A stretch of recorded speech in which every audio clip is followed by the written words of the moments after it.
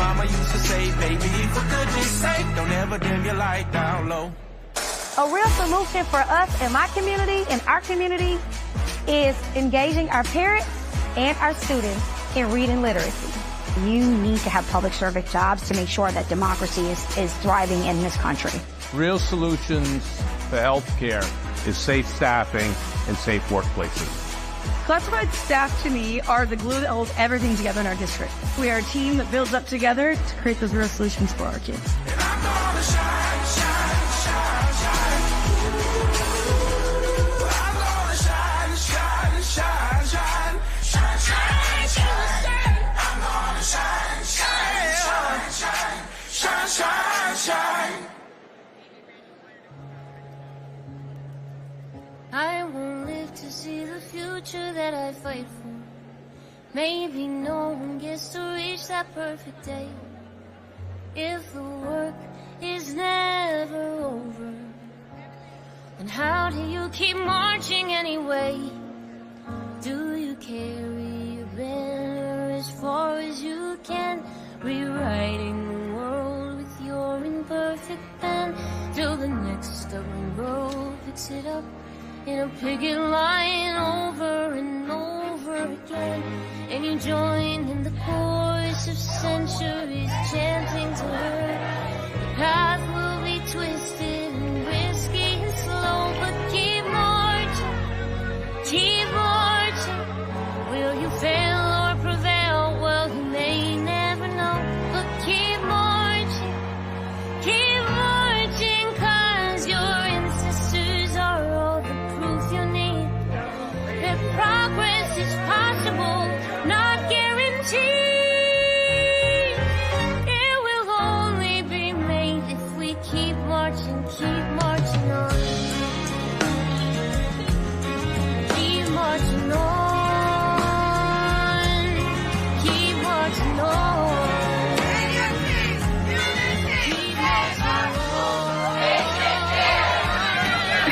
Yes, the world can be changed 'cause we've done it before, so keep marching, keep marching. We're always behind you, so bang down the door and keep marching, and let history sound the alarm of how the future demands that we fight for it now. It will only be ours if we keep marching on. We must keep marching, marching, marching. We must keep marching, marching, marching. We must keep marching, marching, marching. We must keep marching, marching, marching. Come on, keep marching, marching, marching. Keep marching on.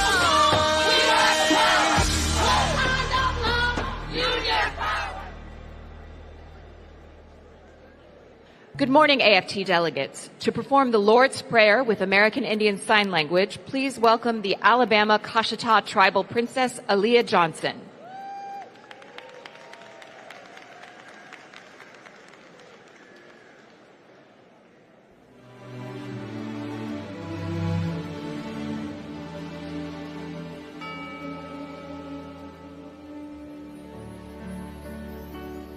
Our Father, which art in heaven,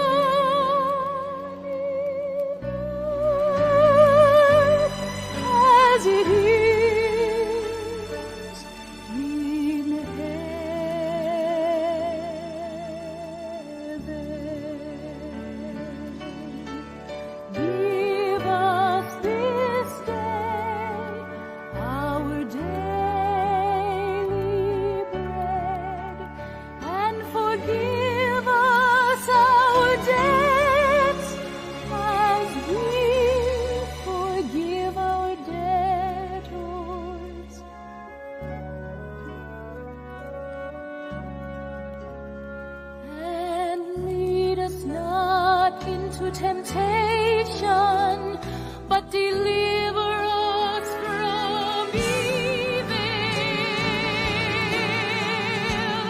For thine is the kingdom and the power and the glory forever.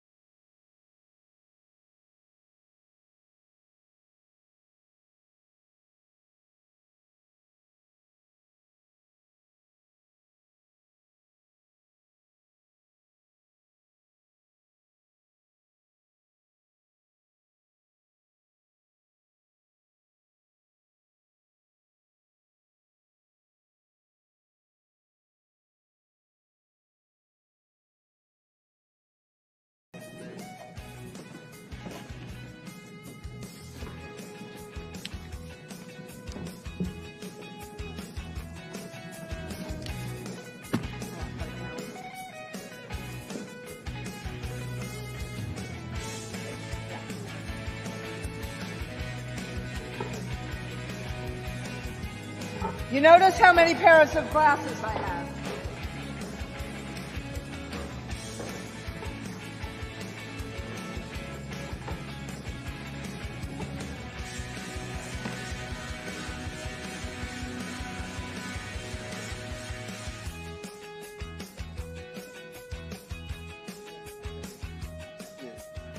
So, this, what we are about to do here today, we often have speakers who opine on what's happening in the world. And I really wanted, and I hope this is okay for all of you, I wanted a panel of scholars, a panel of experts, a panel of people who really, who really understand and have studied deeply and write passionately and eloquently on the state of our country, the state of our world, the state of the labor movement. And some of these names you know, and some of them you don't. But I wanted them to help us sift through what is going on in the country right now and what their opinions are of all of this. We have to study and understand the world in which we live in. We have to understand what's happening around us. If we don't understand it, and we just get to mere talking points or what we see on TikTok or Instagram, we don't understand context. And as every teacher in this room knows, we need to teach critical thinking and reasoning, but that starts with basic understanding. And so I recently read a tweet by Nicole Hannah-Jones that she directed at her fellow journalists. And she wrote, "We seem unable even now to shift news coverage consistently towards the unprecedented unrolling of democratic and constitutional norms and the impending cataclysm. We should be listening not to pundits, but to scholars of authoritarianism, historians, journalists from other countries that have seen democracy erode." So I think the panel we have this morning is made up of scholars and public intellectuals who fit the description of what Hannah-Jones has said. And they are here to do for the AFT what she envisioned anyone on TV to really be doing right now, which is understanding what is happening in our world, especially with our democracy. So let me introduce them, and then I'm asking you to give them a warm welcome. I'm going to start with Eddie Glaude. You have seen Eddie on TV.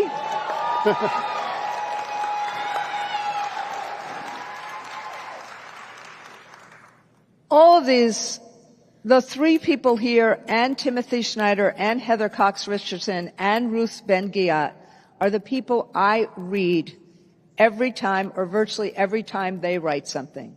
And Eddie is a distinguished professor of African American Studies and a professor of religion at Princeton University. He's the author of a number of books on African American religion, history, and political thought. And his most recent book, which we are selling here, We Are the Leaders We Have Been Looking For, makes a powerful argument for democratizing prophetic voices in our culture. And he's a columnist for Time magazine and a frequent political commentator on MSNBC. And he knows this from me. We've been on the show at times together, but I learn so much from you every single time I see you or I talk to you. Thank you. Thank you.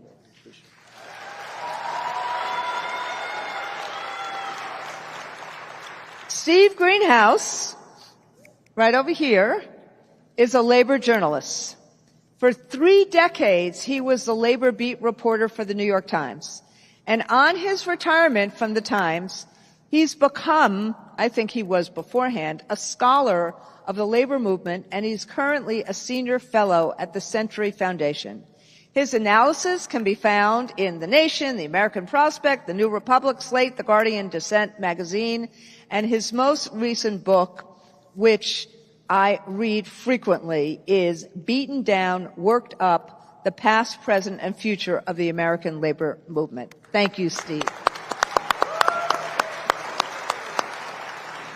And Michael Kazin, did I pronounce it right? Michael Kazin is a professor of American history at Georgetown University and the editor emeritus of the Dissent magazine.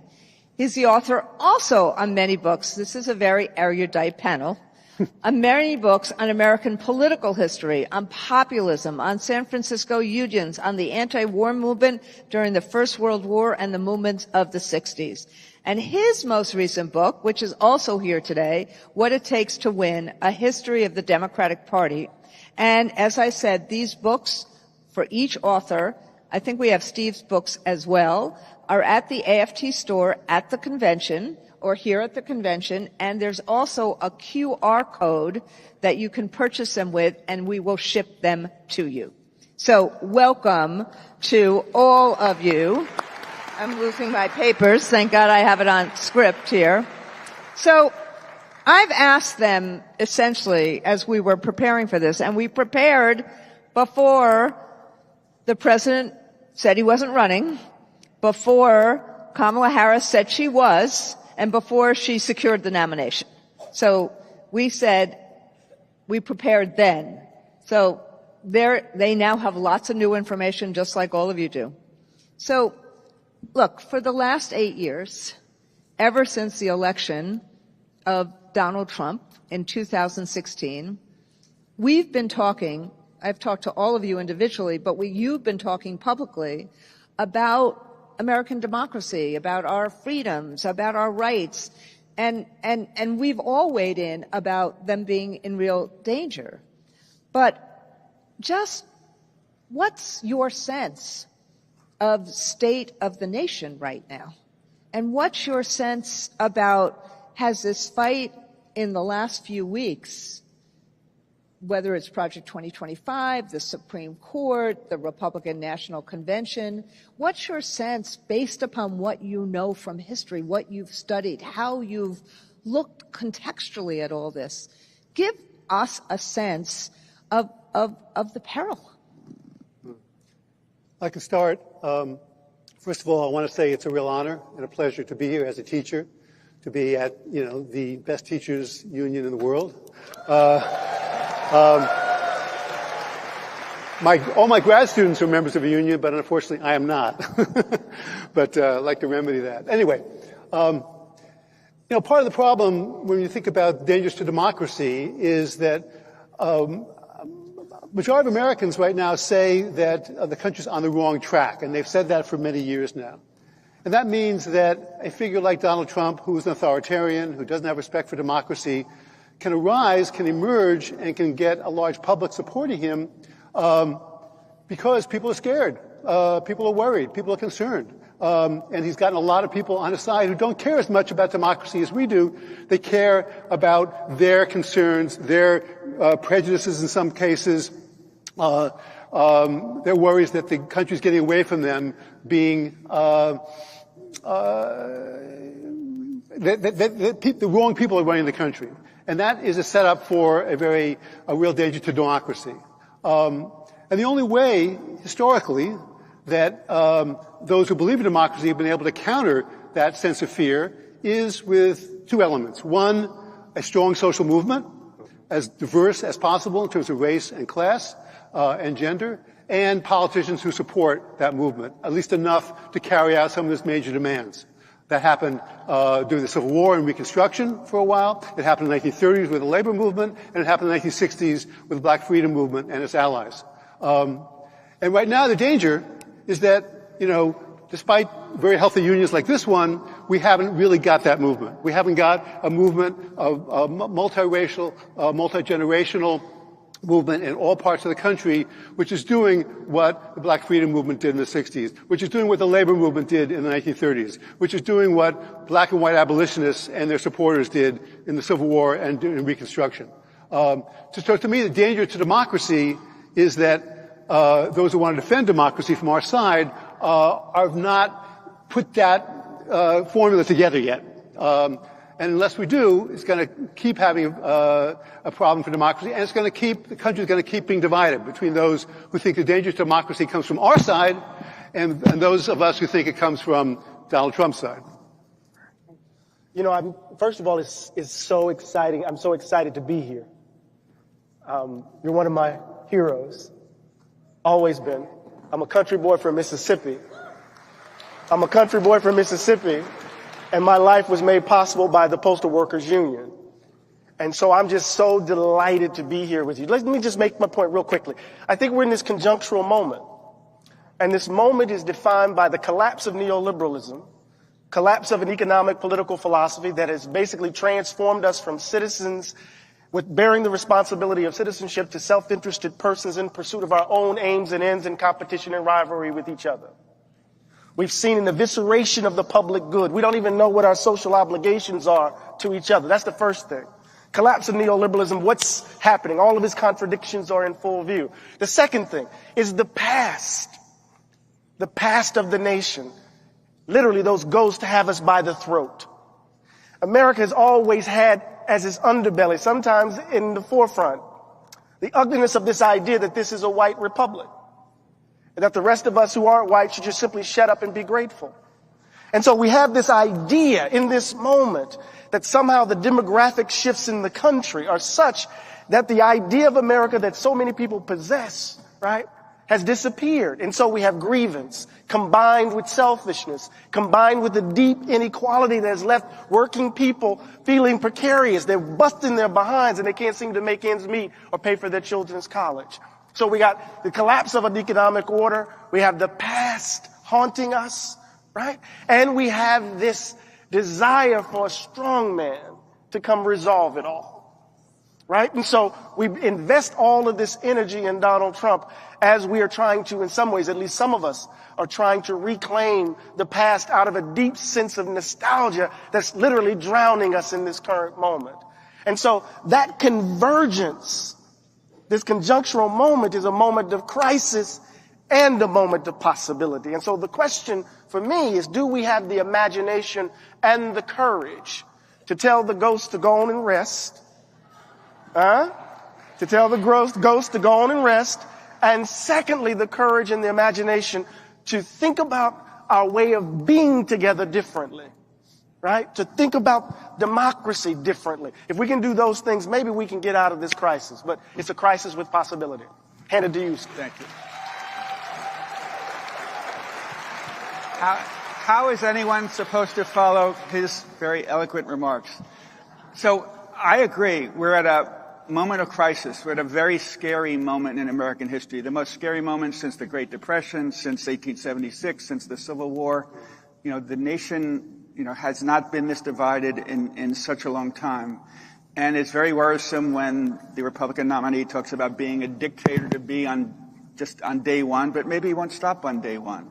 And he says nice things about Putin, and he says nice things about Orban, and Project 2025, if you read it, is very scary, what it will do to democracy, what it will do to workers. So it's a very scary moment. But it's also, you talk about potential, it's a very hopeful moment. A lot of Americans realize that the nation is in trouble and they want to protect democracy. They want to protect our rights. They want to keep a dictator on day one out of the White House. And I'll just put in a good word for the labor movement. And I should say, I'm honored to be here. My father was a member of the AFT. He's the vice president of his AFT local on Long Island. So, so in 2020, unions in many ways made the difference.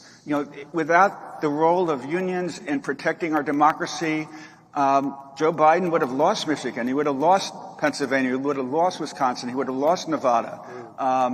The two Democratic Senate candidates in Georgia would not have won were it not for unions converging. So unions, even though they're now only 10% of the workforce, they are the most powerful force fighting for men and women in ways fighting for democracy in the United States. And it's so important for unions to join with multiracial, multi-generational groups to continue fighting to protect our democracy. Keep up the fight. Yeah. So that, I have lots of questions. And by the way, the last few minutes, we're going to actually have people in the audience ask questions. We wanted to do that as well, people in the convening.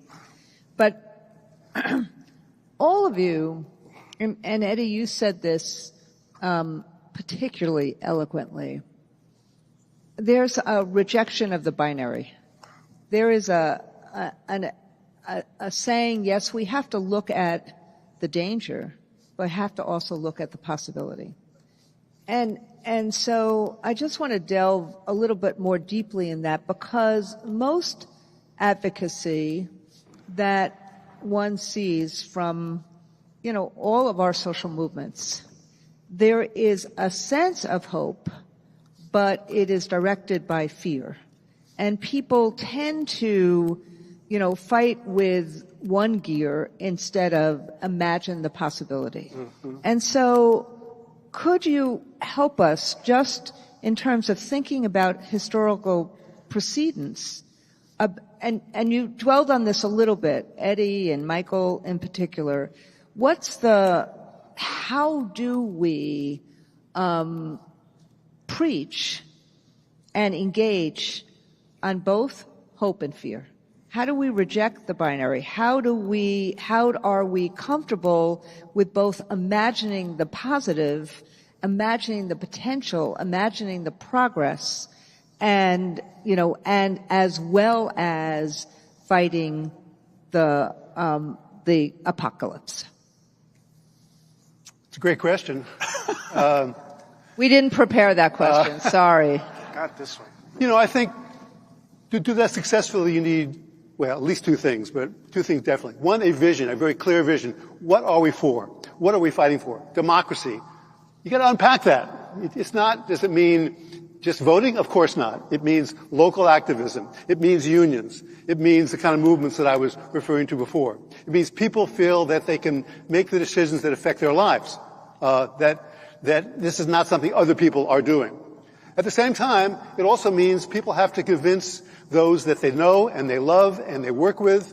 So much of our politics, I think, happens from the top down, happens by people looking at their phones, happens by people saying, I watch Fox News sometimes, or I watch MSNBC, all of which is fine, and Eddie's great on there, but, people learn their politics, learn their vision from people they trust, people they know, people they work with, and why unions, go back to what Steve was saying, why unions are so important is because this is the place people get political education, an education about democracy, not just in running their unions, but also in learning from people who share the same workplace, share the same concerns about what the stakes are.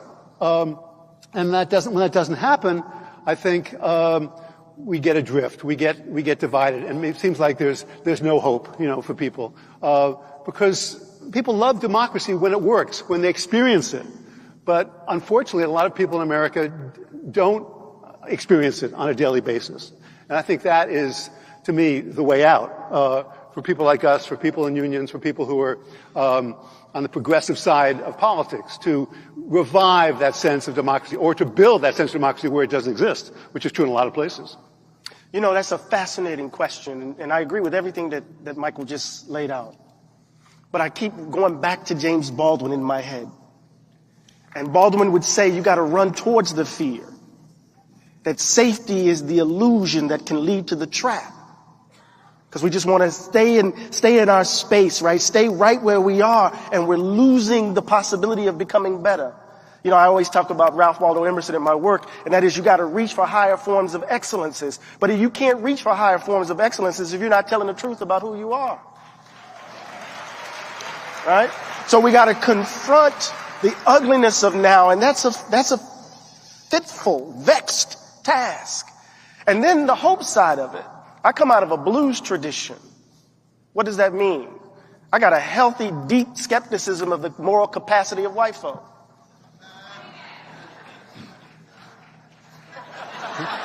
Now, what does that mean? That comes. I love the blues too. Yeah, exactly. But what does it mean? It comes out of Du Bois's Souls of Black Folk. Du Bois says, I have a hope that's not hopeless, but unhopeful. That'll preach. A hope not hopeless, but unhopeful. Did you hear that? So the question becomes, how does one hope in the midst of darkness, in the midst of the absurd? So imagine the enslaved woman. There's nothing about her condition that would lead her to believe that she could be anything but a slave. But then she looks in the eyes of someone who could be sold from her at the drop of a dime, and she sees love. Oh my God, there's some elbow room. Suddenly she hears innocence outside the cabin from children who are laughing, who may see unimaginable cruelty. Oh my God, there's some elbow room. So what happens in the midst of the absurd is imagination. One can see beyond the opacity of one's condition. So you got to run towards the fear. You got to hope in such a way that you're not naive about the circumstances of your condition, but the hope gives you space to imagine a new world. So, really quickly, they don't want us to imagine that everybody can have health care. They don't want us to imagine that health care can be free. They don't want us to imagine that everyone, no matter their zip code, no matter their gender, no matter their ability, no matter their color, should be educated. Not just simply with opportunity, but with the tools to make their dreams a reality. They want us to imagine that the world as it is the only way the world can be.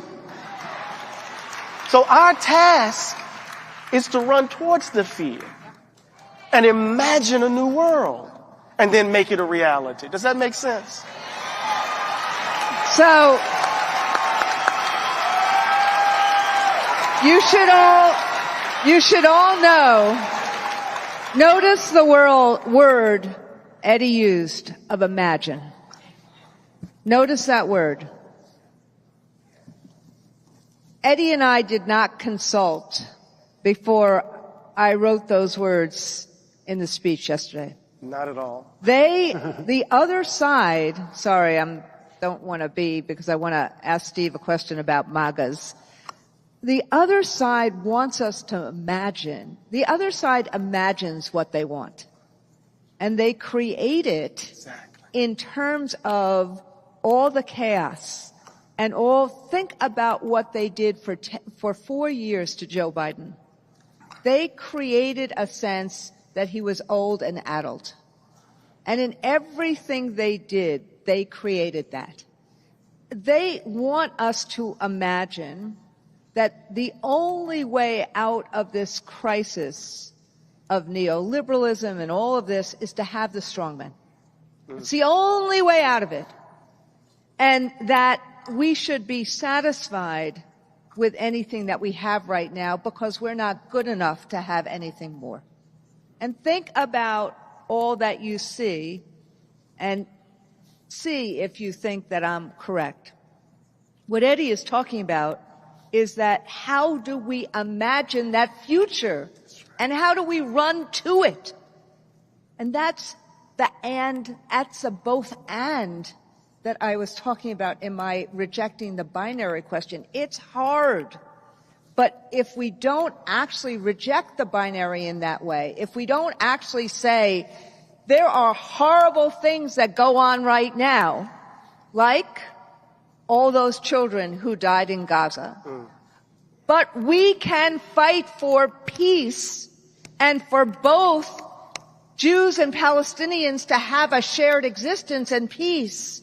That is part of what we're trying to say about reject the binary. And that I wanted to dwell on that a little bit because it's hard to do that. Did I get that right? Amen. Did I get that? Yes, you did. So it's hard because everything that you see, people want you just to stay home and be behind a rock and feel like it's hopeless. So why should you even bother to vote? Absolutely. Okay, Steve. So MAGA. Or whatever you want to say. Okay. So you talked about apocalypse. So I'm going to talk as a journalist for a few minutes, as someone who is concerned about the truth.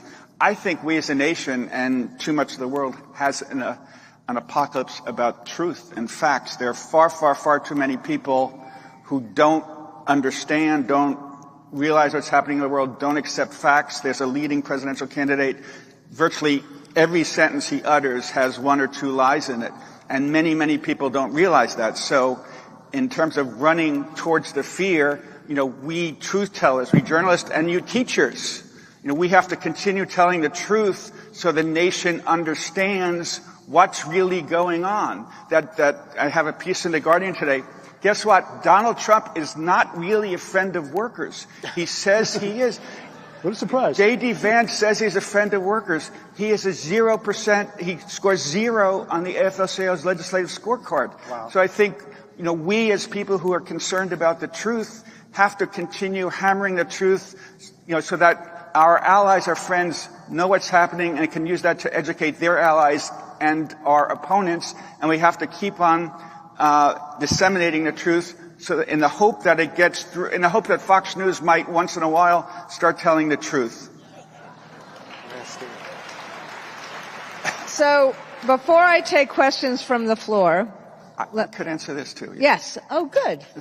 So Steve's going to answer the question that I was going to ask him before, which is, what has the Biden-Harris administration meant for the labor movement, and what would a Republican MAGA victory do to the progress of working people over the last 4 years?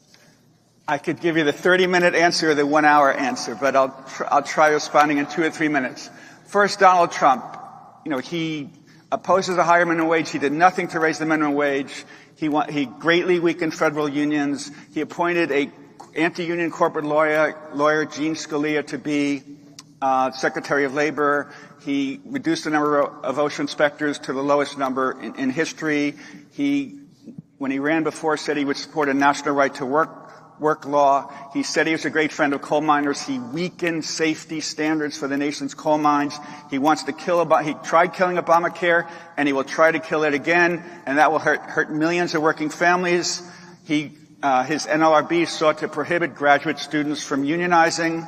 He wants to Project 2025 wants to abolish the regular federal civil service where we have, sober professionals administrating the laws, and he wants basically partisan puppets to carry out his agenda.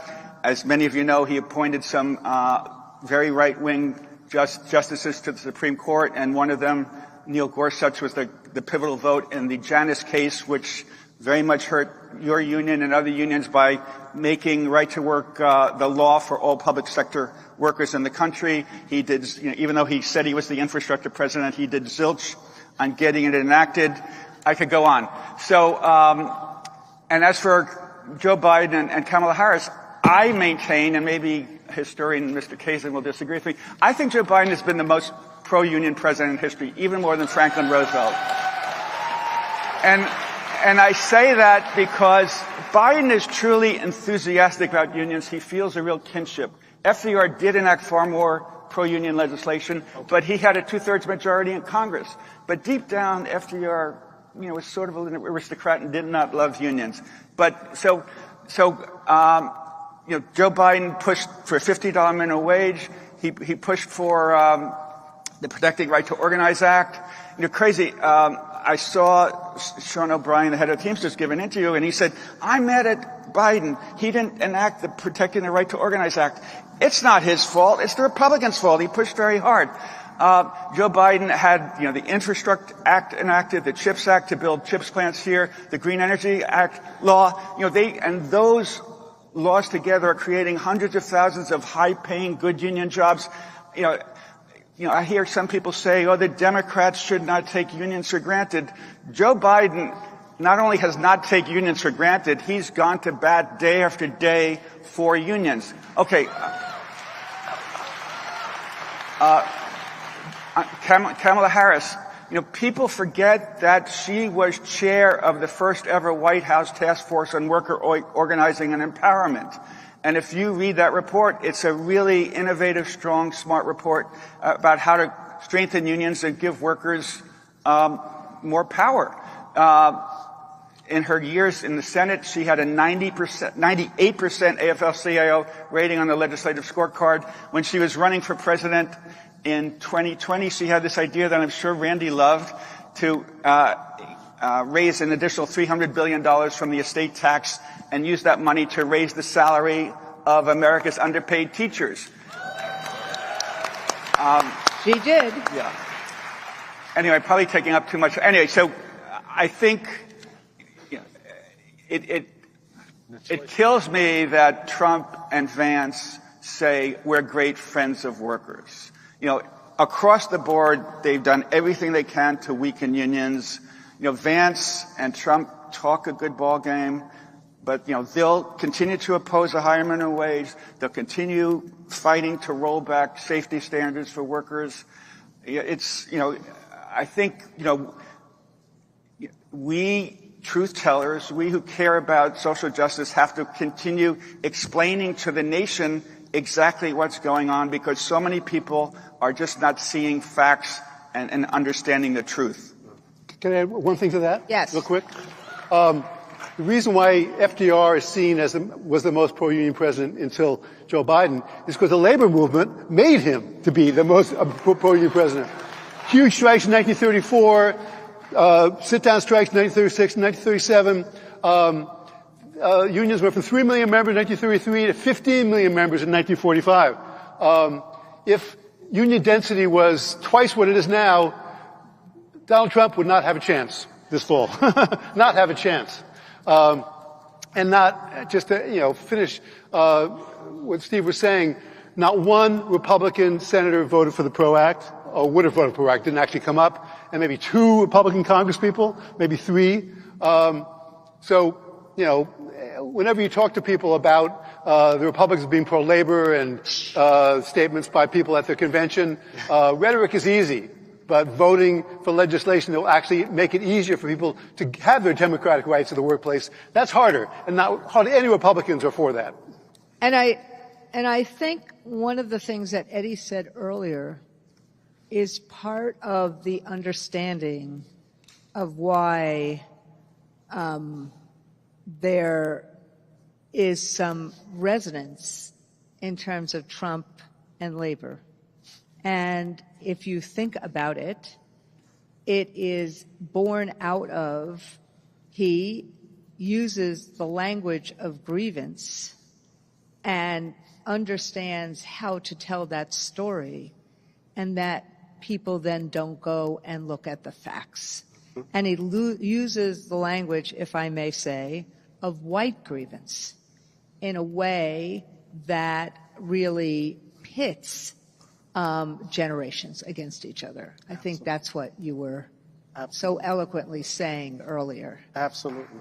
And, and so if you noticed, and this is part of the reason why I actually tweeted being somewhat positive about O'Brien speaking there, is because I used it as a way of saying they would never have teachers or a teacher union speak at their convention.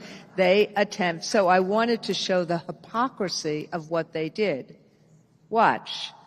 A white guy who runs the Teamsters, they wanted to have speak at their convention to try and pretend that they care about these issues when people actually booed O'Brien when he started talking about the greed of corporations. Absolutely.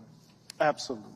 No, that's right on point. And I keep thinking of this line from the Grand Inquisitor in Dostoevsky's The Brother Karamazov. It says, the deceit constitutes the suffering because we have to continue to lie. And so we're constantly telling ourselves a lie. There's a reason why the free soilers weren't abolitionists. There's a reason why labor has always had this complex relationship with race. If we dare to imagine ourselves differently, could we might open up space for us to think about the good, to think about the just, for us to imagine ourselves differently, then perhaps we can open up a different world. We just got to dare to do it. And in some ways, and then we're going to take some questions, in some ways, what we do in this convention Look around the convention. Look how diverse this convention Absolutely. is. Look how diverse our membership is. In fact, the union movement is, frankly, the last of the diverse movements, intergenerational, racially integrated, sexually integrated.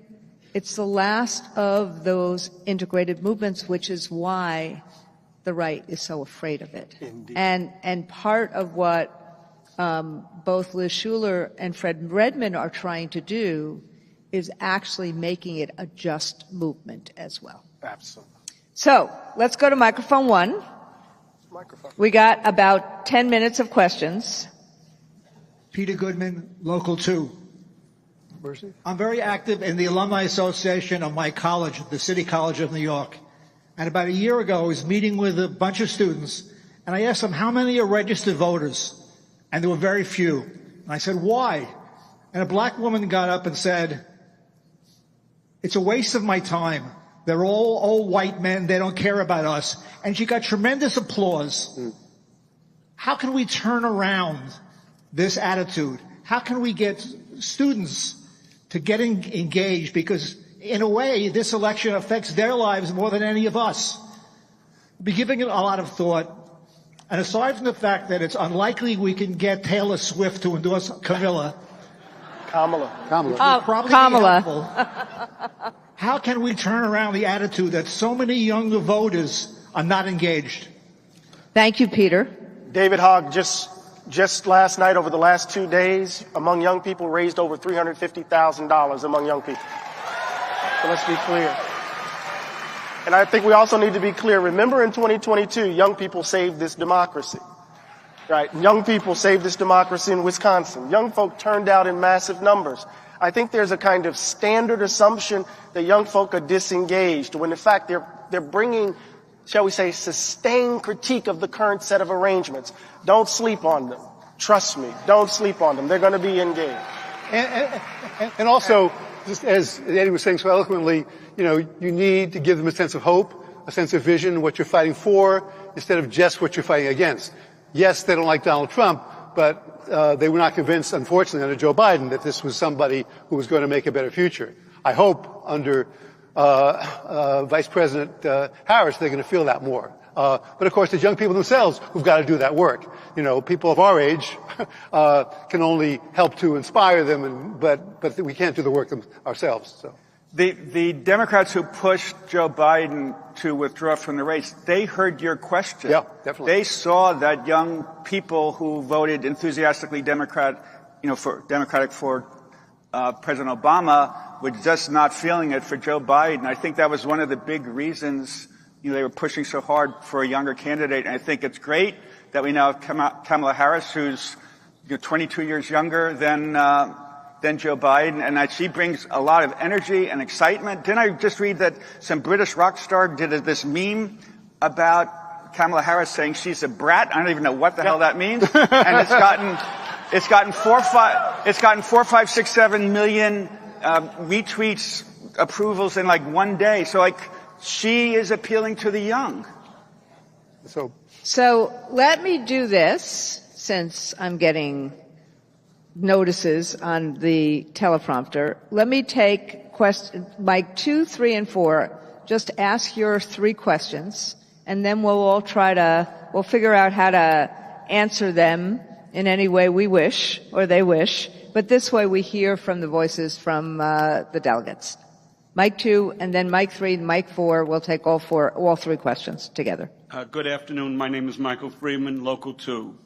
Here's my question. When I talk to people, my friends, and I will call them my friends who are pro-Trump, because we have to learn that not everybody's an enemy of ours.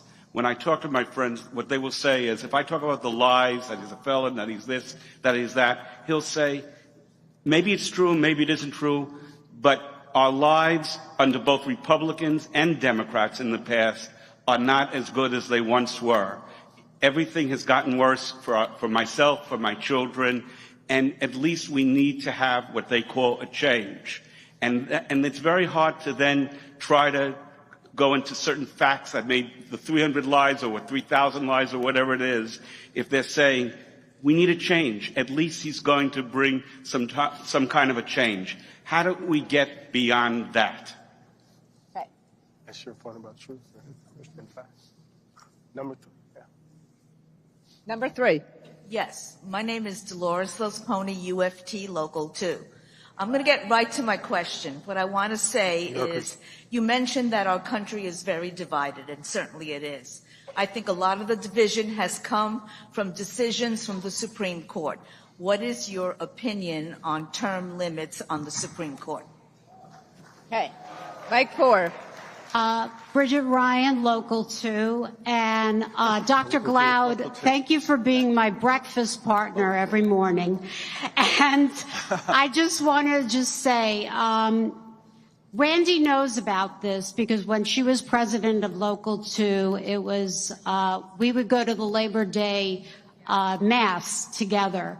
And Steve Greenhouse knows about this, that Donald Trump would just mystify the building trades.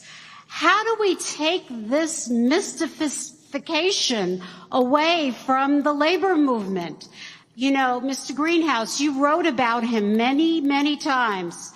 And Donald Trump has manipulated the labor movement so much that we are just so divided.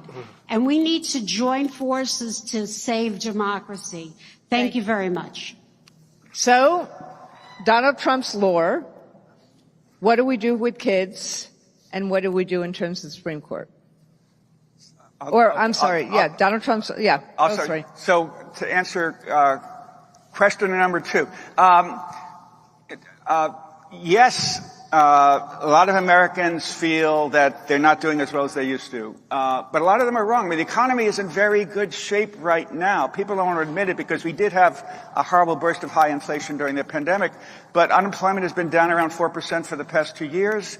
Inflation has really come way down. Economic growth has been terrific. All these, studies say we have the highest growth in the industrial world. But people don't want to believe it. There have been polls saying most Americans think we're in recession. Like, that's insane for them to think that. Many Americans say our unemployment rate is the highest in 50 years. People have to see the truth, know the truth. We have to wean them from watching Fox News and Breitbart. I don't know how we do that, but it's so important to get the message out. And Donald Trump says, I will fix things. I hear your grievances. But his answers are bashing immigrants, bashing elites, and bashing China. And that really doesn't do anything to raise anybody's living standards, but it makes people feel good inside. The Democrats passed the Infrastructure Act. They want to raise the minimum wage. They want to pass the Protecting the Right to Organize Act to strengthen unions. They passed the CHIPS Act. They passed the Green Energy Act. I mean, the Democrats have programs to try to lift average Americans. And you look at economic studies going back for years, there's greater economic growth, greater wage growth, greater reduction in inequality when Democrats are president than when Republicans are president. But unfortunately, almost half the nation doesn't want to hear this or doesn't want to recognize this. 1 second on the Supreme Court. So yes, I went to law school, believe it or not, but I totally favor term limits. One of the things that I've seen development in the Supreme Court in recent years is that Republicans time their stepping down. Right. Anthony Kennedy chose the time to step down so he could pass the baton to another conservative. So it doesn't really allow for a fair changing of the guard. Doesn't really allow, give Democrats their fair chance at nominating appointees. And we saw what Mitch McConnell did, to prevent Barack Obama from naming someone. So good, term limits, I think, would be very, very helpful. And okay, I'm answering too much.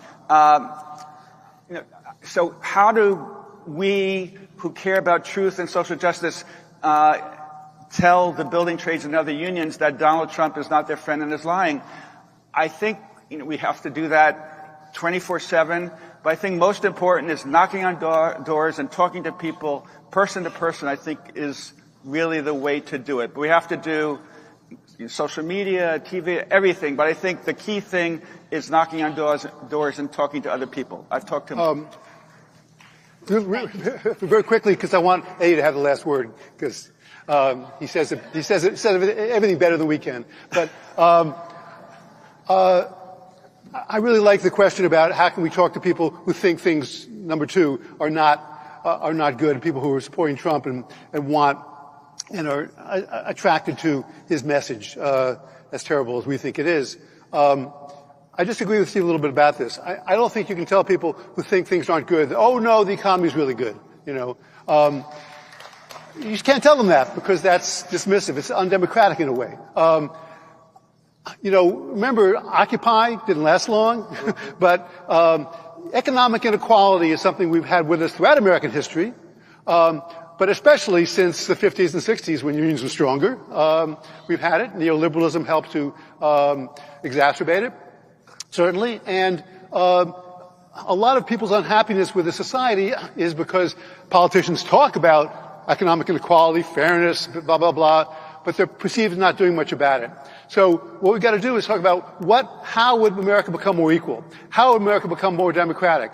Would Donald Trump's ideas do that? If you look at them, I think pretty obviously no, for all the reasons people have been talking about. But you've got to, I think, be empathetic with people's discontent, in order to convince them, otherwise. But then you have to do the hard work of convincing them otherwise, not just with facts, but also with a vision of how things can be different. One very quick response to that. So many American workers unfortunately have had it very hard for decades and decades. But for some reason, many workers now who have it in ways no harder than before, except for the inflation, which has settled down, they're much unhappier. And I think the Republicans have done an amazing job blaming the Democrats. Sure. And harvesting their grievances. But I think in many ways, workers aren't worse off, and they should realize that in many ways the economy is very good. Sure, but the rent's still too damn high. The rent is still too high. That's not Joe Biden's fault. Yeah. No, I agree. Right. So, really quickly, because they're turning the lights up on us, we got to be clear about who we can persuade and who we need to defeat. We got to be clear about who we can persuade and who we can defeat. That's the first thing. And the last thing I would say is this. For too long, we've been living under the framework of a zero-sum game, that there's only so much pie to go around. Well, I believe that's a lie. It's a lie that allows the top 10%, the top 0.1% to exploit and extract. If that's true, if it's the case that that isn't a zero-sum game, that it isn't just so much pie to go around, then damn it, let's bake a bigger damn pie. And let's go from there. So and one of the things I would say that gets missed in what Biden has done is it's not just who gets more of the existing pie. And we are very fluent in fighting that fight on inequality on the existing pie. But what Steve was talking about, and people miss, is the CHIPS Act, the Infrastructure Act. These are all about growing the economy and changing the economy and having an industrial plan which Tim Ryan and Sherrod Brown and others have been fighting for years. That's why you hear a bunch of people like Eddie just say and Steve just say that it is just there is a growth. But this is also about rejecting the binary because people see certain things up front, which is the rent is too high. Bacon costs are too high. Who's going to do something about it? Who long term will actually create more fairness? And the last thing I would say before I thank these folks is that trust in this moment, and I hate saying this, is as important as facts. People trust you. You make a difference in the lives of others. When we talk about knocking on doors, and talking to people. And everyone who teaches knows this. It is how we meet the people in our classrooms, how we meet our kids. It's not what's said, it's what's heard. And how many times have we all either heard or said to each other, we meet kids or we meet people where they are and we move them. You know how to do this. Every professor here knows how to do this.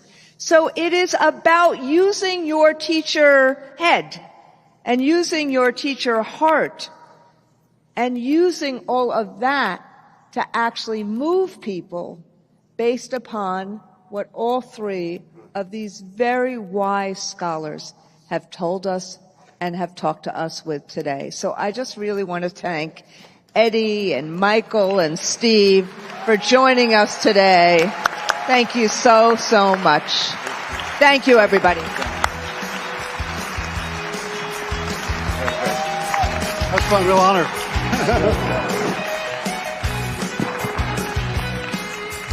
Fun to do it. Thank you.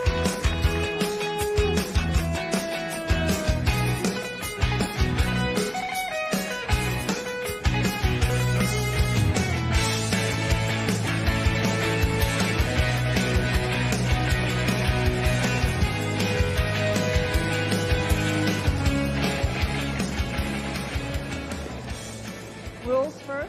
Yeah.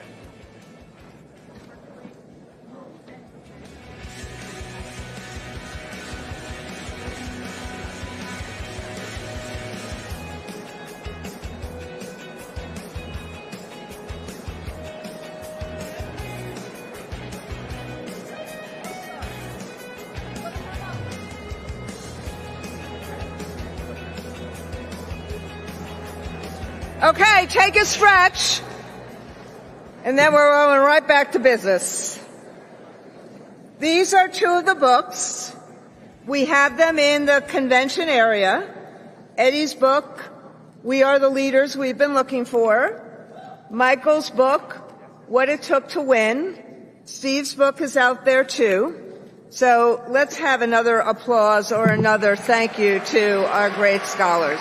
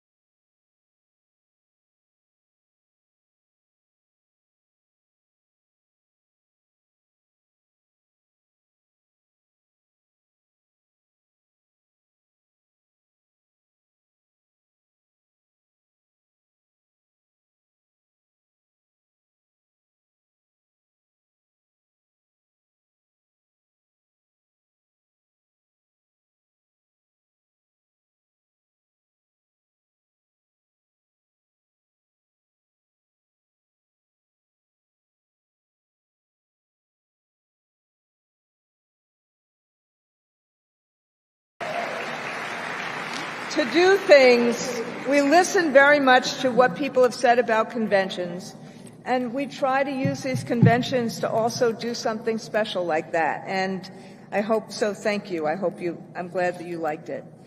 So, look, over the course of this convention, we're talking about what's at stake, but we're also talking about where we've gone, where we've come from. We're trying to do a lot of this work. And I talked yesterday a lot in my speech about what the extremists are doing. And they have a game plan. They do want to retake and maintain their power. And they see it as if for them to seize power, they have to subvert ours. So this intention to remake the judiciary, to roll back freedoms, to reduce taxes on the wealthy, to rig democracy, to wreck public education, to restrict unions, they are doing that intentionally. And the things they pick because they don't want the people to ultimately stand in their way. So our next speakers, and there are several of them, from both the stage and from the floor, our next speakers have been doing the hard work of advocacy. They have pushed back on regressive policies. They are finding solutions to the issues at stake.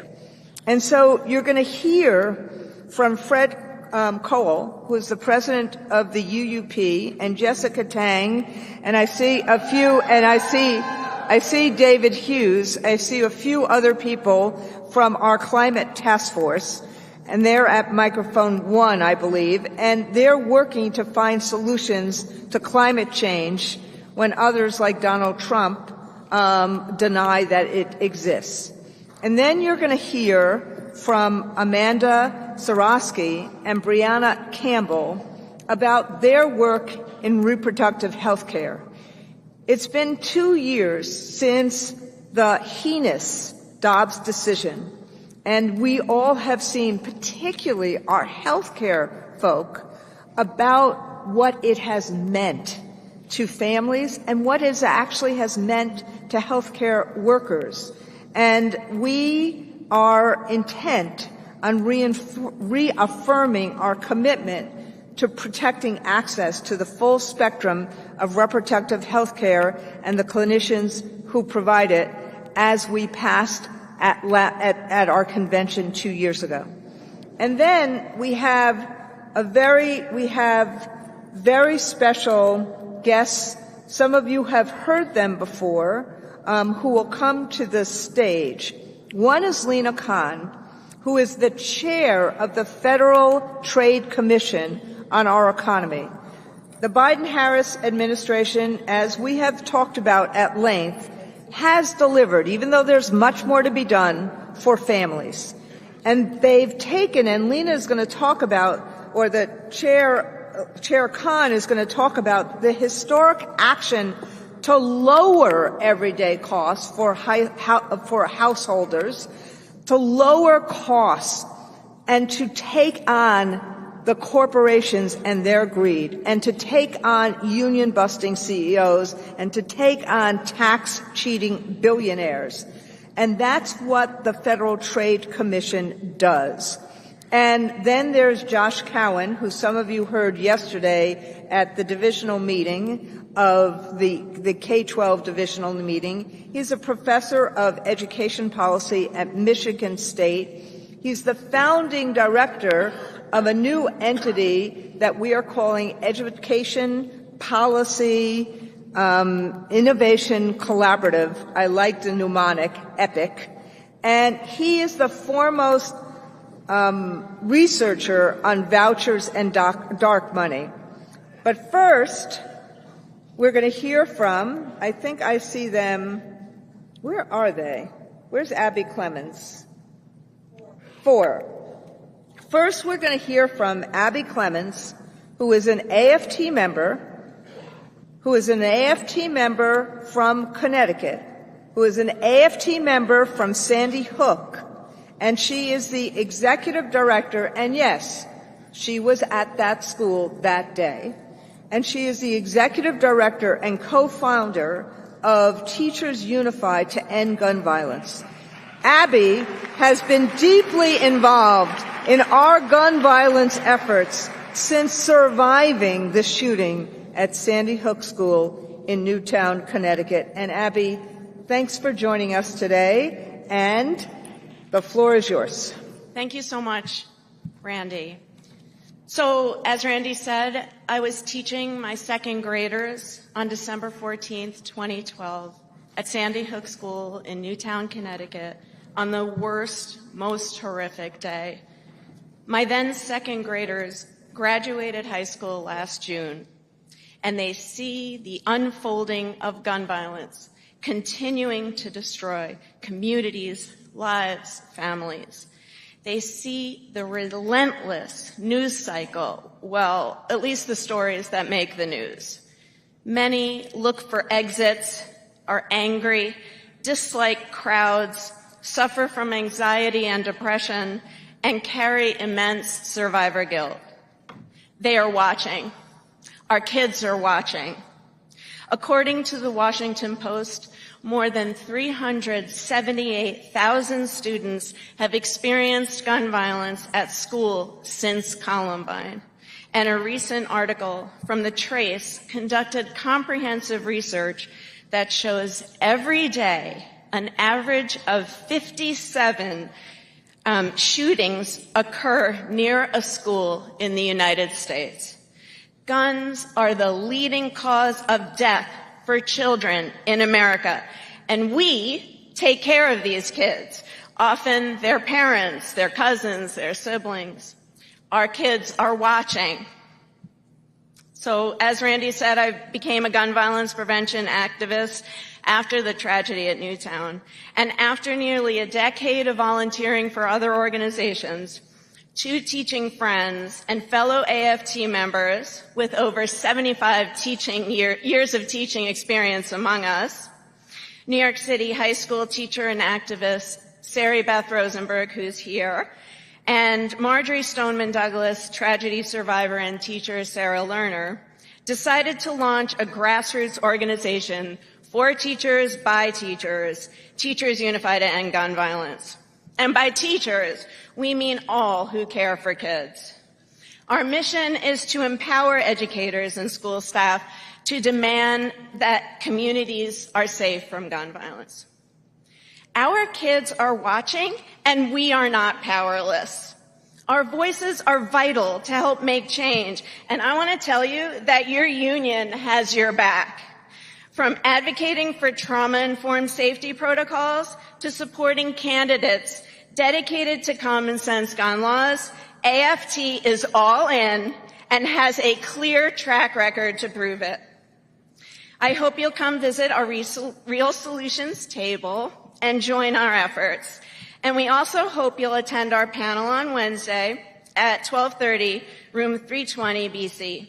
Kiki Leba, Columbine survivor and teacher, will be joining us.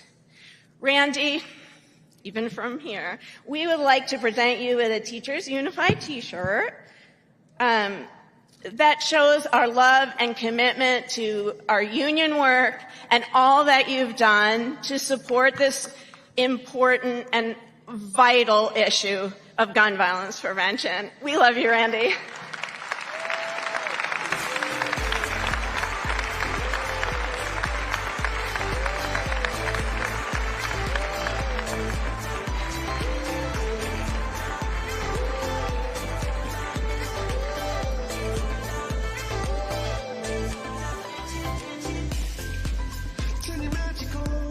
Friends, please welcome AFT Vice President and United University Professions President Fred Cowell and AFT Vice President and AFT Massachusetts President Jessica Tang.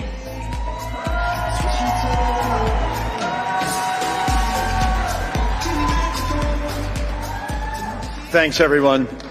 And y'all look beautiful. This is just wonderful. I've never had this view before.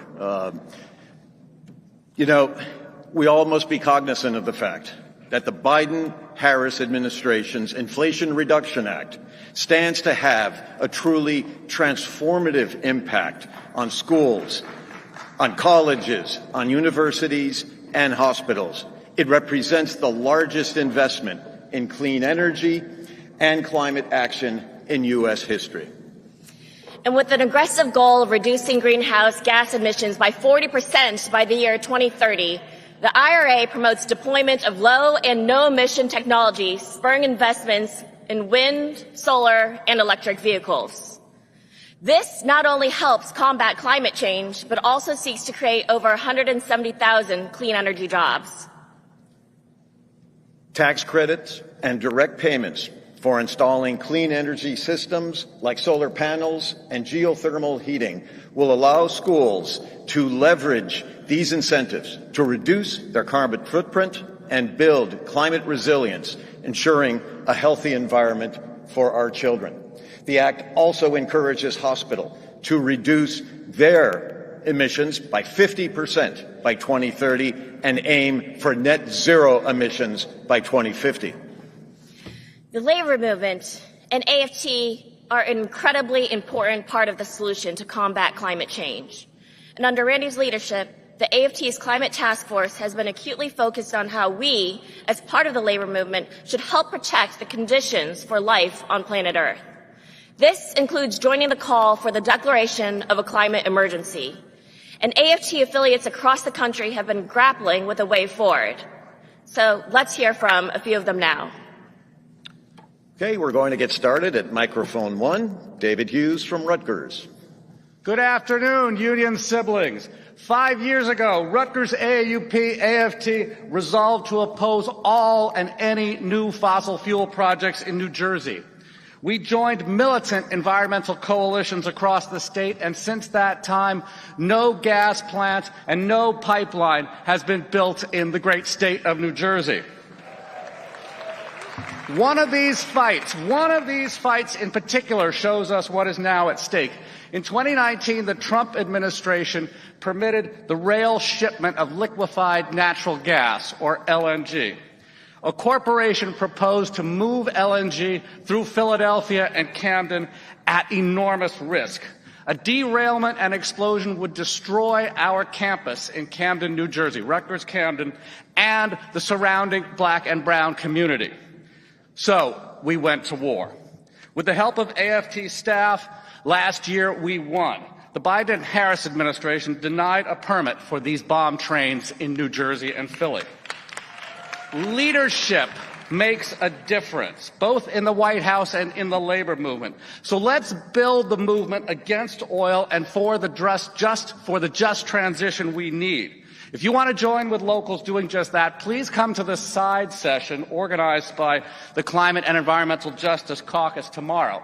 That's at 5:30 in room 330. So please come if you're interested in these issues. Thank you. Thank you, David, for your incredible leadership and work. And now to Mic 3, Katie Bassler. Good morning, everyone. My name is Katie Bassler. I'm the president of the Salinas Valley Federation of Teachers, Local 1020. I'd like to share with you a recent environmental success we've had in California, where 2 years ago, a CFT sponsored bill was signed into law by Governor Newsom that bans new oil and gas wells in areas near homes, schools, and hospitals.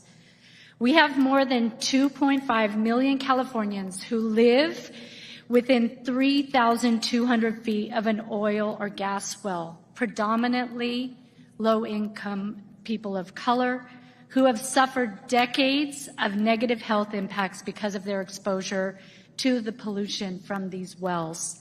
The oil industry spent over $60 million to try and stop this bill, and then another $20 million to get an initiative on the ballot this year, but they failed. And so this law will soon go into effect.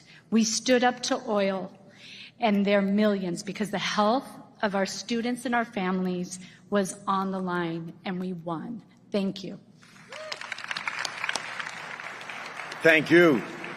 Let's go to microphone 1 to Quentin Washington from CTU. Good morning. The average age of our buildings in the Chicago Public Schools is about 84 years old, which is double the national average. Low-income Black and brown communities are suffering the multifaceted consequences, which includes pollution, lead paint and pipes, mold, asbestos, inside and outside of our schools, and a lack of permeable surfaces for stormwater absorption. This is why the Chicago Teachers Union is making safe, healthy, green schools a priority to demand in our next contract with the school district. And the good news about this is that there is federal and state government grants available with unprecedented resources available to meet these climate change goals. The AFT is well situated to be able to take full advantage of the bipartisan infrastructure law, which offers grants to schools and other nonprofits to improve energy efficiency, provide clean drinking water, and remove lead contaminants from our schools. And similarly with the Inflation Reduction Act, it provides tax credits to fund the installation of solar panels and electric heat pumps in our schools. And we have state programs that allow for Chicago Public Schools to earn renewable energy credits that will help offset the cost of this solar panel installation. So I'm hopeful that all of us in our various AFT locals will take advantage of these wonderful resources that we have through the Inflation Reduction Act and through the Infrastructure Act to make sure that we give our students the schools and the school communities that they deserve. Thank you. Thank you, Quentin, and thank you, CTU, for your work. We'll go back to Mic 3 to hear from someone from my home local, the Boston Teachers Union, Betsy Drinan. Good morning, everybody. In Boston, the Green New Deal for the Boston Public Schools is actively working to install heat pumps, solar panels, and improve air quality in our schools. There's good progress towards meeting the commitment to have all electric school buses by 2030. The BTU closely monitors these developments, advocating for an equitable, speedy, and transparent process in all schools, not just some schools. We are also focused on the need to teach robust, interdisciplinary climate justice to our students. So in contract negotiations, we have proposed a joint Labor Management Committee to do just that. We are also working with the Massachusetts AFL-CIO Coalition Climate Jobs. We advocate strongly for a just transition for all impacted energy workers so that they are not left behind in this transition to a sustainable future. There are many ways locals can work on climate issues. Check out our table in the hallway to sign up to join us and connect with us and come to our panel tomorrow afternoon. Thank you so much. Thanks very much. And now for our final story, we go to microphone 1. Hi, I'm Chris Paradise. I teach at the Connecticut Technical Education and Career System. We have a partnership in Connecticut called Energize Connecticut. It's funded by the Green Bank and the local municipalities. Their main mission statement is to provide the community and students with green technologies and energy efficiency. Embedded in all our schools is using this program to teach our students about solar energy, geothermal systems. We do tours of blower testing, BPI, which is Building Science Principles. Most of our 17 schools have close to net zero buildings outside of the schools where we can teach the building practices in them. Students enrolled in our program also have the opportunity during the school and summer to earn credentials and certifications in energy efficient programs, and that's also a paid internship. Thank you. Thank you. And thank you all to AFT and members everywhere for your organizing advocacy. It really matters. If elected, Trump will totally destroy the progress we and others have made. In advancing the work of real solutions for kids and communities, AFT has partnered with other groups to focus on green facilities in schools, green union jobs, career tech, vo-tech pathways for green jobs of the future, climate curriculum, and experiential learning. The labor movement, and especially AFT, are part of the solution to combat the climate crisis that we face. Educators, healthcare workers, all of us who are members of this great union are key to the success that we must have to ensure the best possible future for all of us. Thank you.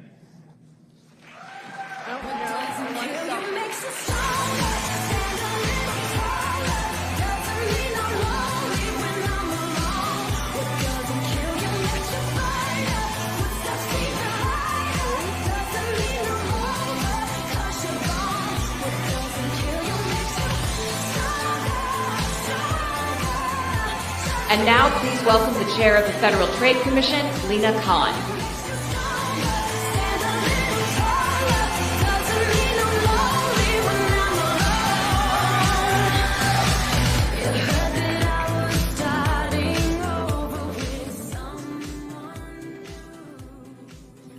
Hello, everybody. It's so great to be here. I want to start just by thanking President Weingarten for her incredible leadership of this union and this movement. And thank you to the AFT for inviting me. It is a real honor to be here. We are living, thank you. We are living in a golden era of labor organizing.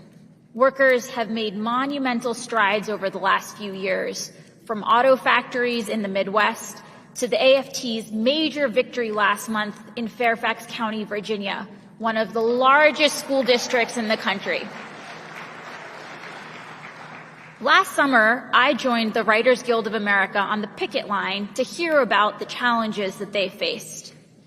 They shared what so many workers across America have seen firsthand, that when markets become consolidated, with economic power concentrated in fewer and fewer hands, working people lose out.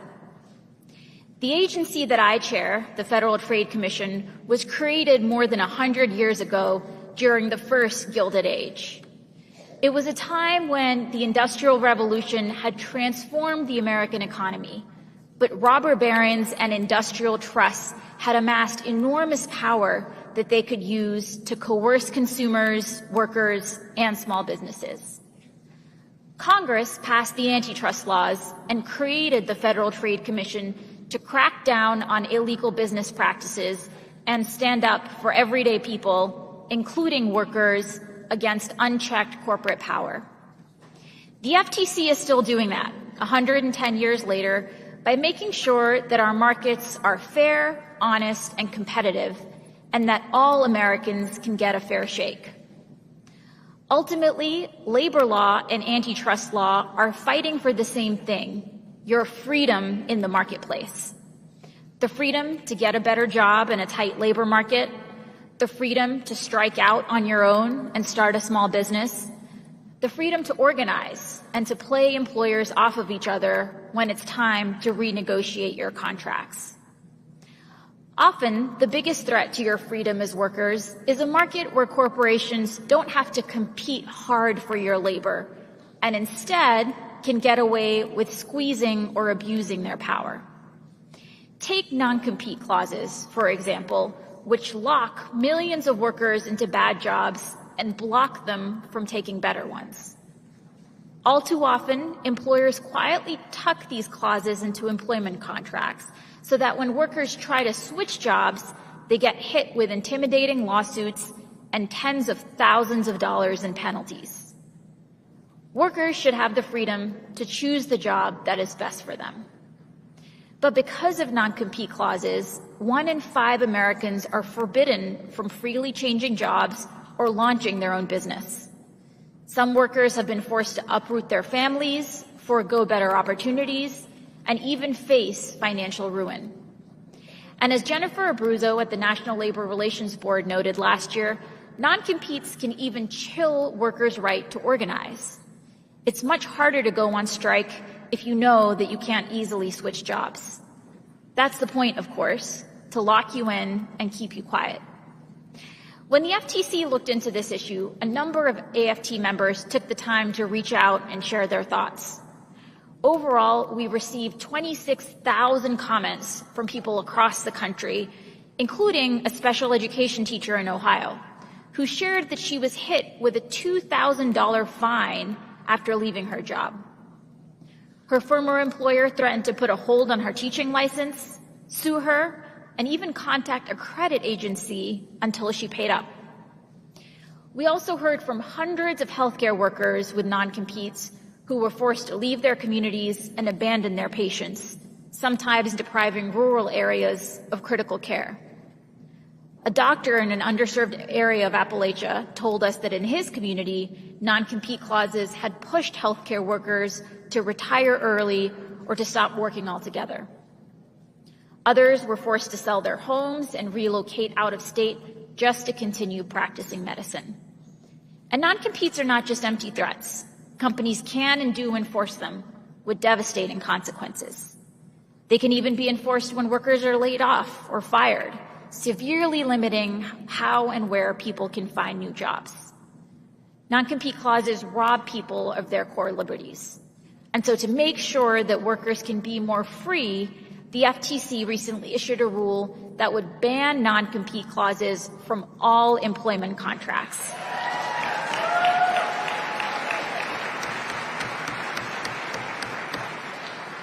Because a market where workers are captive to a single company is not a free market at all. The most resilient markets are ones where workers and consumers have choices and where businesses face healthy competition. Competitive markets means that workers have options. Unions have more leverage in bargaining and are better positioned to threaten a strike. But when it's all just one big business, that business can cut wages and benefits and degrade working conditions without having to worry that their employees will quit. These are all factors that the FTC considers when we review potential mergers and acquisitions. In recent decades, the healthcare sector has been rapidly consolidating. Hospitals are merging, and private equity firms are rolling up practices, sometimes at the expense of patients and workers alike. ER doctors have told us that some private equity firms have entered emergency medicine only to slash the staff and force the remaining employees to work punishing hours, leading to burnout and worse patient care. If we at the FTC believe that consolidation or acquisitions will unlawfully harm communities, we won't hesitate to act. Over the last 3 years, we've blocked hospital mergers across the country, from New Jersey and North Carolina to Utah and California, because we believed that this illegal consolidation would lead to higher prices and worse care and sometimes worse conditions for workers.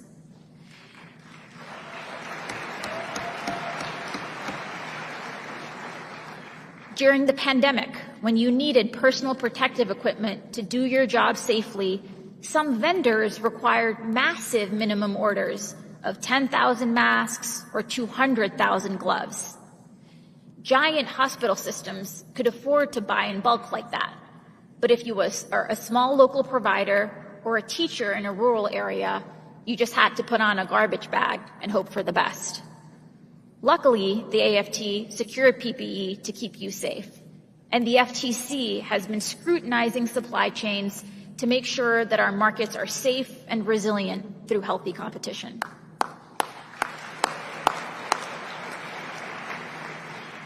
Consolidation can have consequences in every sector. When banks merge, they can become too big to fail and need bailouts.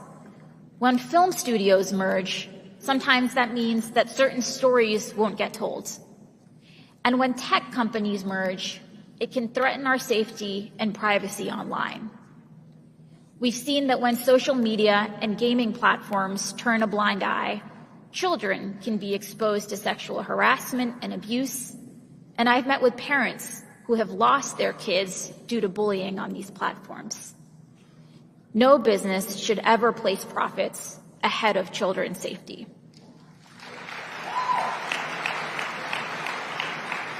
I know the AFT is fighting this with your Real Solutions campaign, and the FTC is focused on it too.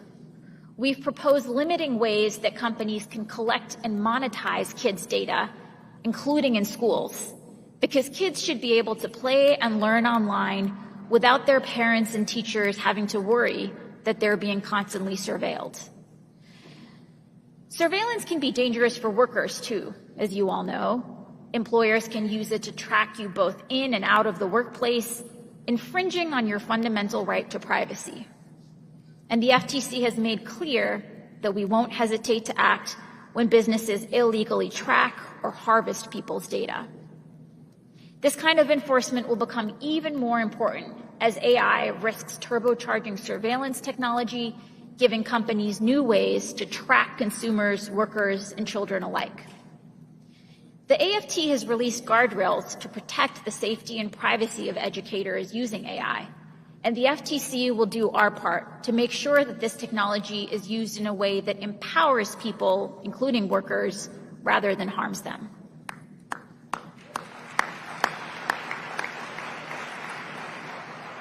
Of course, the FTC's tools are just one part of the efforts to ensure that workers can enjoy real economic liberty and opportunity. And other leaders in government during the Biden-Harris administration have been at the forefront of this work as well. The National Labor Relations Board is cracking down on labor rights violations, including surveillance practices, and securing remedies for workers whose rights are violated, including back pay.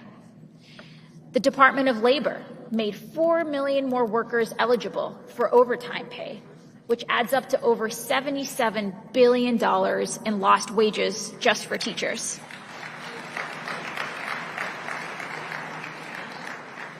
The Department of Education is continuing to work with state and local leaders to address our nation's educator shortage.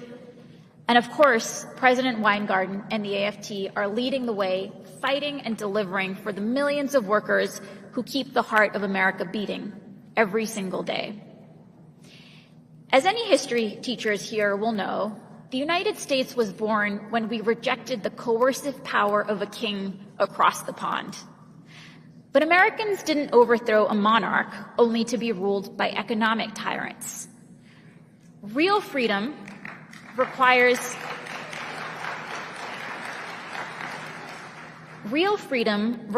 freedom from all forms of coercion, whether it comes from a throne or the boardroom. And for workers,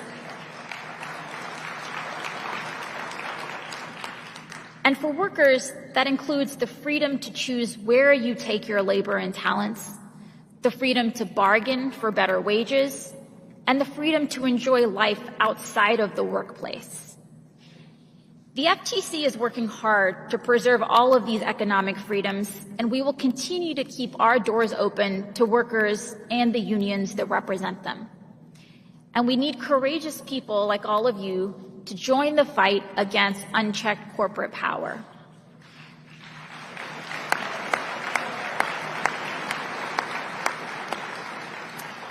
So we invite you to come to our open commission meetings and share your comments and thoughts.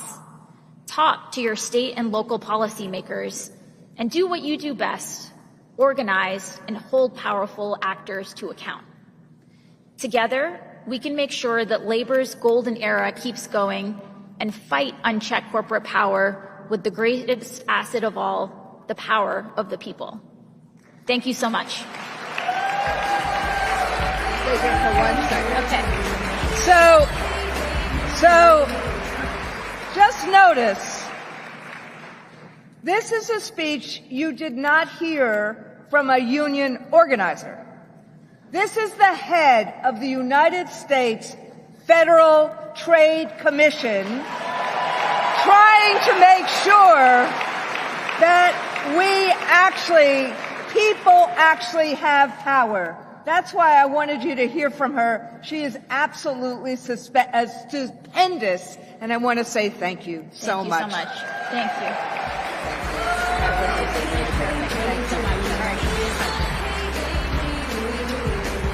Please welcome reproductive rights advocates Amanda Zurofsky and Brianna Campbell.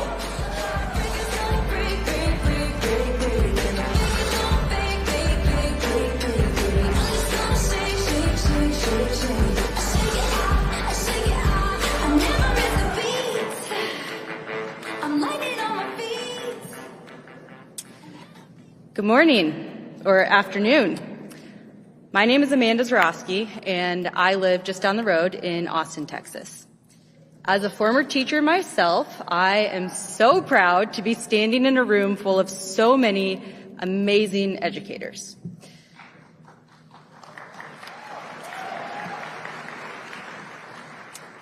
But today, I'm here to share a very personal story, a story that was written because of the dangerous, extreme behavior of certain politicians who believe they can control our bodies. In the spring of 2022, my husband Josh and I learned I was pregnant with our first baby, a girl. We were over the moon. My first trimester was smooth sailing, but suddenly at 18 weeks, I suffered catastrophic complications. My cervix dilated prematurely, and there was no way to safely reverse course. So we were with 100% certainty going to lose our baby girl. We were devastated. What I needed at that point was an abortion, so that I could safely and with dignity deliver my daughter and begin the healing process, both physically and emotionally. But unfortunately, this was post-Roe, Texas. The near total abortion ban had gone into effect just 2 days after my water broke. Ending the pregnancy would have been considered an illegal abortion, and my doctor would be at risk of loss of her license and even jail time. So I was told to wait until I got so sick that my life was considered in danger, one of the rare exceptions where a doctor in Texas can actually intervene. It took 3 days in a near-death crash into septic shock before my doctor could finally provide the health care that I desperately needed. After stabilizing my vitals enough to deliver our baby, who we named Willow, I crashed again with another bout of sepsis. I was transferred to the ICU, where I remained for 3 days. My family flew in from across the country for fear that I wouldn't pull through.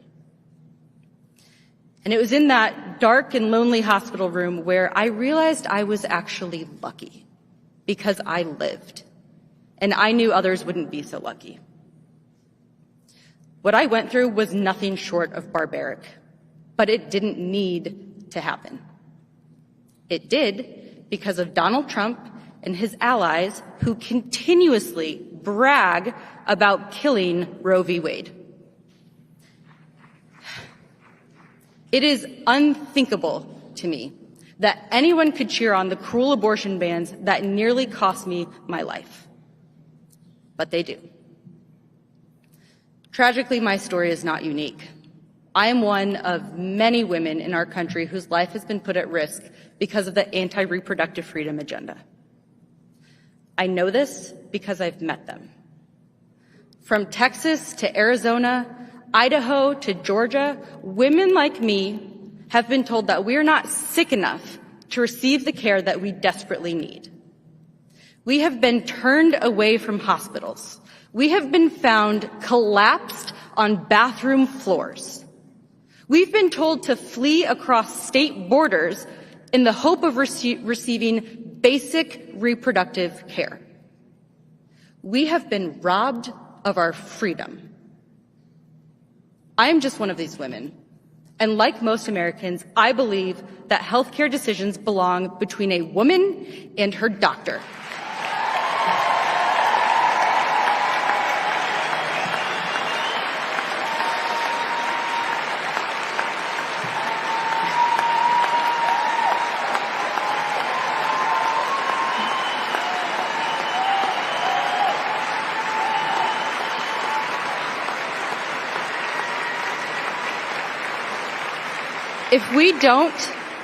If we don't elect reproductive freedom champions up and down the ballot, my story and the stories of so many others will be the reality for so many American women. My husband Josh and I are now still trying to build our family through IVF, and I will be damned if politicians try to take that from us too.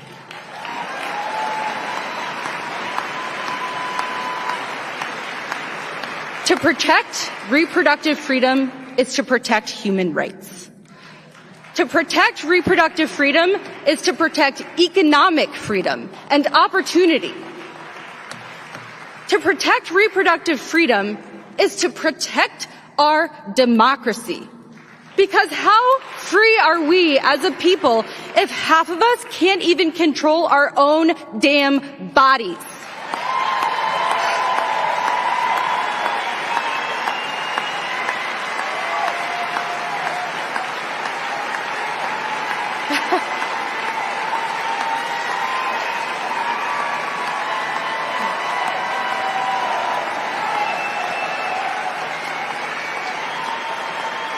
Look, y'all, this fight is going to take all of us. We need to have these conversations with the people that we care about, and we need to have them often. We need people to know what the stakes are for our future and why they should care. We need to show up. We need to volunteer for reproductive rights champions running for office up and down the ballot. Y'all, the stakes of this election could not be higher for our lives and for our future. Thank you.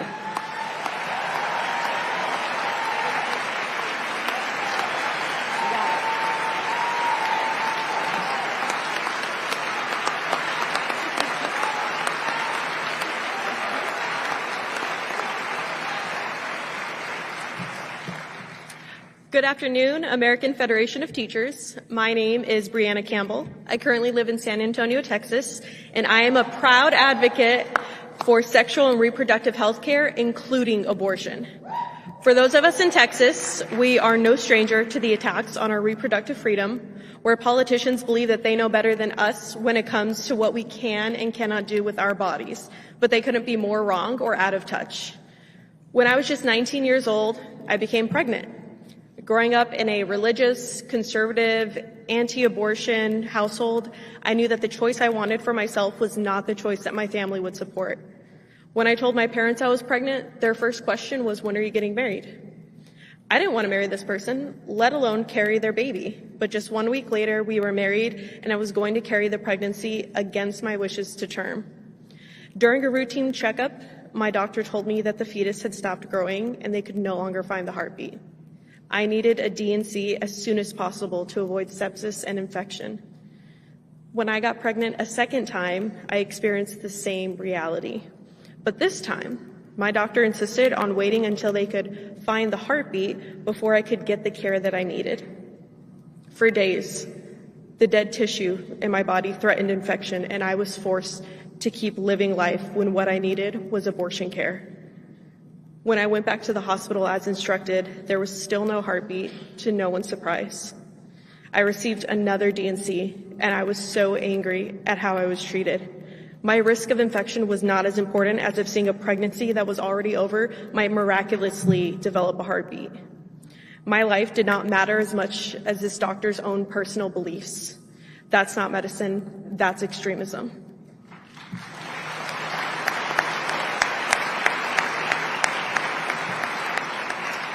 Later on, I became a patient at a local Planned Parenthood, and that's where I learned that a D&C is actual abortion care. It's where I learned what a healthcare in a non-judgmental, supportive environment looks like and feels like. It's where I learned that Planned Parenthood centers continue to be operational in Texas because they are committed to ensuring that everyone gets access to care no matter what.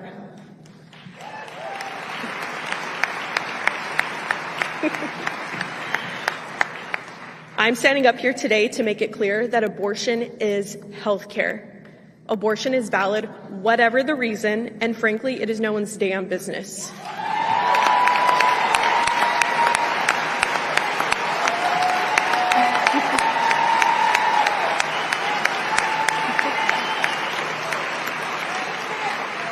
We deserve to live in a world where our bodies are exactly that, ours. Where our personal medical decisions are exactly that, personal, where abortion is considered an essential right because it is. Any politician that claims to call themselves a patriot while simultaneously stripping over half the country of their right to control their own body isn't a patriot. They're dangerous. And they have no business deciding our futures. I believe that we can achieve a world where future generations won't have to fear that hard-fought rights will be taken away. Because how are we free without reproductive freedom? Yep. I now spend my time volunteering. I got my associates, and I'm currently pursuing a bachelor's in microbiology and immunology. Thank you. My life would have been very different if I had been forced to carry those pregnancies to term. I know for certain that I would not be standing before you right now. Reproductive freedom is economic freedom. Reproductive freedom is educational freedom. And reproductive freedom is freedom, period.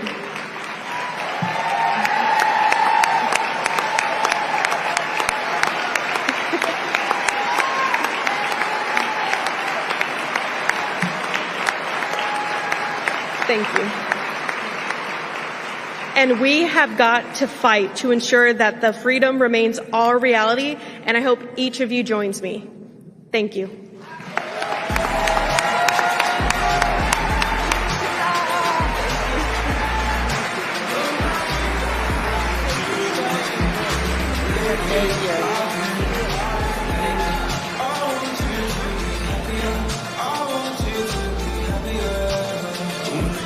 Please welcome Michigan State University professor and author Josh Cowell.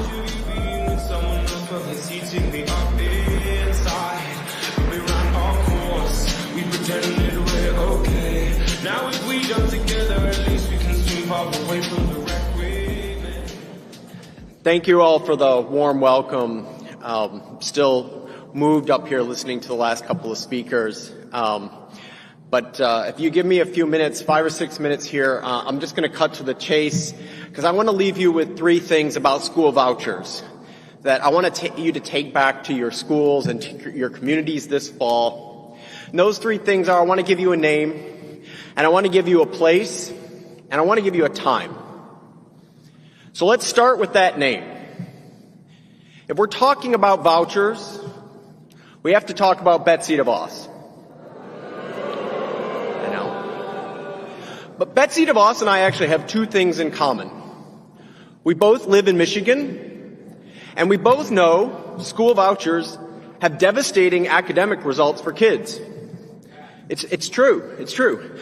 Back in 2019, when she was a public official, she had to answer for awful voucher results over in Louisiana. And she admitted that voucher scheme was, and I quote, not very well conceived. She's still pushing for vouchers anyway today. Because for people like Betsy DeVos, it's not about results for kids and families. It's about a right-wing agenda where billionaires get what they want and everyone else is on their own. Now, I mentioned Michigan. When Betsy DeVos was in charge of Michigan's Republican Party, do you know what she said the problem with Michigan's economy was? She said the problem with Michigan's economy was that our workers are paid too much. Now, I don't know about you, but I don't need any lectures about fixing American education from a bunch of billionaires who think the way to fix the American economy is to cut worker pay.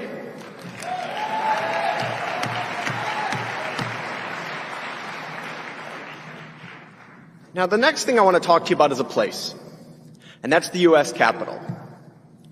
If you haven't seen the Capitol in person in a while, chances are the last time you saw it on television was January 6th, 2021.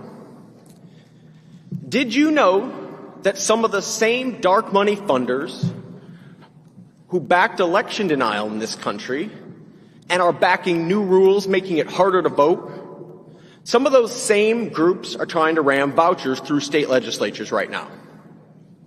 We're talking, of course, about the Heritage Foundation. We're talking about Project 2025. And we're talking about a right-wing billion-dollar group called the Bradley Foundation in Milwaukee that helped start the first voucher scheme in that city and funded the first Supreme Court case that blessed vouchers way back in 2002. And now they're doing it with election denial today. And so the third and the final thing I want to talk to you about is a time. And that time is a hot week in June 2022. Just over 2 years ago, when 6 right-wing Supreme Court justices rolled back more than 50 years of progress to strip away reproductive freedom for half the people in this country. One of the worst decisions in American history. We just heard how it affected folks here today. But did you know that just 3 days earlier, those same 6 justices actually expanded the rights of right-wing religious schools to take taxpayer money with school vouchers? That decision, called Carson v. Macon, built off earlier court rulings to say not only can vouchers pay tuition for academic lessons at religious schools, but can fund religious education in those schools too. And just like they didn't stop at destroying Roe versus Wade, they're now coming for contraception too, as we all know. Just like they didn't stop at Roe versus Wade, they're not done yet on vouchers. Because Betsy DeVos herself has said the end goal is a Supreme Court ruling in the near future that would make vouchers mandatory in every state.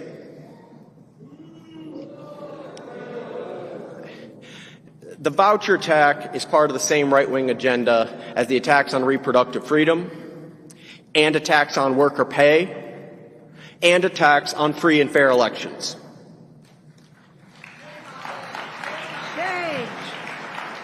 Because none of this stuff is really about freedom at all. It's about remaking our country in the image of Christian nationalism, where it's only freedom for people like Donald Trump, J.D. Vance, Sammy Alito, and let's be honest, people like me, white, Christian, and male. The voucher push is about destroying our public schools and weakening our democracy. It's that simple. Now, my time up here is up, but when I leave the stage and when I leave Houston, I'll just be getting started talking about all of this, fighting against it. And I hope all of you will be as well. So thank you for listening. Enjoy the rest of your week and travel safely. Thank you. I want people. Josh, what's your Twitter? It's my name. It's up there. There you go. This is our amazing tech staff, thank you, who have all of this. I want people who care about this, follow Josh's Twitter. We have just started a new organization that Josh is going to be leading so that we can ensure that people know what's really going on with vouchers and how they are being used to eradicate public education in this country. So I just want to say to Josh, he's been doing this work for a long time. He gets smeared all the time. He has a new book coming out in September called Privatization, right? The Privateers, yeah. The Privateers, sorry, the Privateers. Sorry. So we need to follow Josh and support Josh in terms of the work that he is doing to support all of our children and our public schools as a public good. Thank you, Josh.